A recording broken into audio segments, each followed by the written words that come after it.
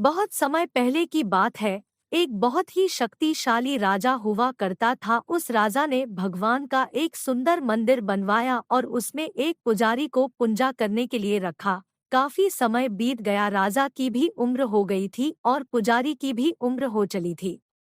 लेकिन राजा का एक नियम था कि वो हर सुबह अपने सैनिक के हाथ एक फूलों की माला भिजवाया करता था और उस माला को पुजारी जी भगवान श्री कृष्ण को चढ़ाया करते थे।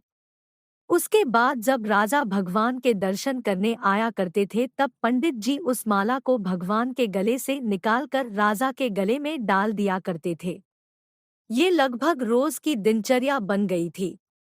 पुजारी जी बूढ़े हो चले थे और राजा भी बूढ़े हो चले थे। एक दिन राजा की तबीयत खराब हो जाती है तो राजा ने माला सिपाही के हाथ भिजवाते हुए सिपाही से कहा कि पंडित जी से कहना कि आज हमारी तबीयत ठीक नहीं है, तो आज हम आ नहीं पाएंगे, तो आज हमारा इंतजार न करें। उसके बाद सिपाही ने माला जाकर पुजारी जी को दे दी और सारी बात पंडित जी को बताई। पंडित जी ने भी माला को श्री कृष्ण को चढ़ा दी। उसके बाद पंडित जी ने सोचा कि इतने साल गुजर गए कि भगवान की इस माला को हमेशा राजा जी को ही पहनाई है, लेकिन आज तक मैंने कभी इस माला को कभी खुद नहीं पहना।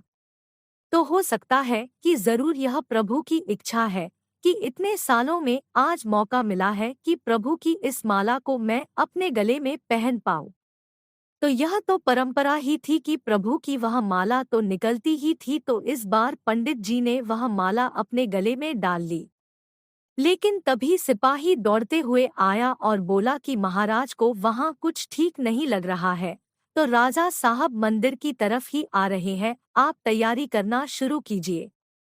राजा को लगा कि इतने सालों से बनी हुई परंपरा कहीं टूट न जाए, इसीलिए वह मंदिर की ओर आने लगे। जैसे ही पंडित जी ने यह सुना उन्होंने तुरंत माला गले से निकाली और भगवान को पहना दी।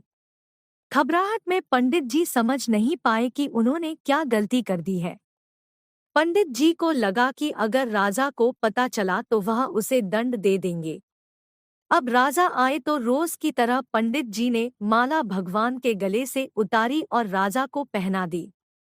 लेकिन राजा की नजर माला पर पड़ी, उसमें एक सफेद बाल था।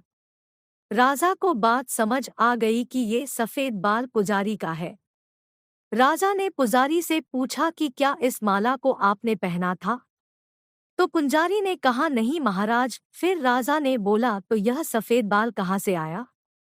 तो पंडित जी डर गए और डर के मारे बोल दिया कि यह सफेद बाल तो श्री कृष्ण का है, भगवान का है। राजा को गुस्सा आ गया कि एक तो पंडित छल कर रहे हैं और ऊपर से झूठ बोल रहे हैं। राजा ने थोड़ा गुस्से में आकर पूछा कि कृष्ण जी के कब से सफेद बाल हो गए? ठीक है, कोई नहीं, मैं कल श्रृंगार के समय आऊंगा, तब देखूंगा कि श्री कृष्ण के बाल सफेद हैं या नहीं। और याद रखना पंडित, अगर बाल काले निकले, सफेद नहीं निकले तो कल के कल आपको इस छल के लिए मृत्यु दंड दिया जाएगा। और राजा गुस्से में तमतमाते हुए वहां से चले गए।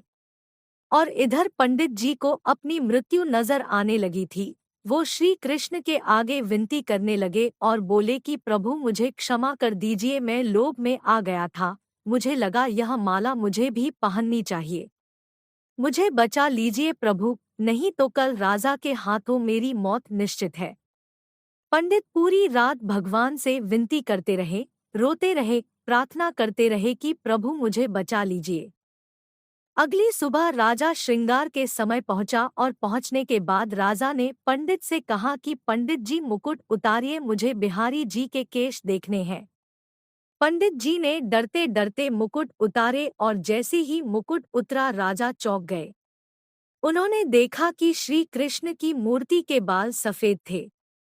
लेकिन राजा को लगा कहीं ऐसा तो नहीं कि पुजारी फिर कोई छल कर रहा है, कहीं इसने अपनी जान बचाने के लिए बाल रंगवा तो नहीं दिए। तो बाल की जांच करने के लिए वो बाल तोड़ने लगे और जैसे ही राजा ने एक बाल तोड़े, मूर्ति में से खून बहने लगा। राजा यह देखकर भगवान के चरणों में गिर गए, क्षमा मांगने लगे कि क्षमा कर दो भगवन, मुझसे बहुत बड़ा पाप हो गया। मैं शक में इतना अंधा हो गया कि मैं सही गलत भी भूल गया। तभी मूर्ति में से आवाज आई कि राजा, तुमने मुझे सिर्फ मूर्ति माना, इसीलिए मैं आज से तुम्हारे लिए सिर्फ मूर्ति हूँ। लेकिन इस पुजारी ने मुझ में साक्षात भगवान देखा, इसीलिए उसकी जान बचाने के लिए मुझे अपने बालों को सफेद करना पड़ा, खून की धारा बहानी पड़ी ताकि तुम्हें समझा पाऊं। और उसके बाद राजा को अपनी गलती पर पछतावा हुआ, लेकिन अब कुछ नहीं हो सकता था। इसीलिए तो कहते हैं कि अगर मानो तो पत्थर में भी भगवान है, नहीं तो साक्षात आपके सामने भगवान आ भी जाए तब भी आप उनसे उनकी सत्यता मांगेंगे। अगर आप सच में भगवान को देखना चाहते हैं तो आपके सिर्फ भाव होने चाहिए। ऊपर वाले पर बिना किसी शर्त के विश्वास रखो और अपने कर्म को निरंतर करते रहो, ऊपर वाला आपको उसका फल अवश्य देगा। ऐसी ही और वीडियो के लिए the story creator YouTube channel को सब्सक्राइब करें और बेल आइकॉन को दबा दें।